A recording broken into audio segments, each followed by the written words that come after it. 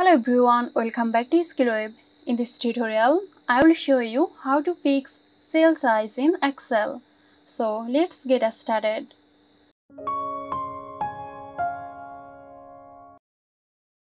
Start by opening the Excel worksheet where you need to fix the cell size. If you want to fix the height of a row, select the row by clicking in the row number that you want to change. Then click and drag to adjust the row height. To change the width of a column, click the column by clicking on the column later. Drag the double-headed arrow to adjust the width.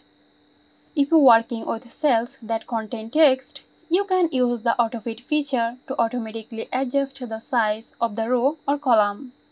Double-click here and it will auto-fit within the cell. So that's it. Hope you found this video helpful. Stay tuned for more helpful tutorials here at SkillWeb. This video is sponsored by Xirosoft. Xirosoft offers graphic design, UI UX design, digital marketing and web development. Elevate your brand with Xirosoft today. For more details, check the description box.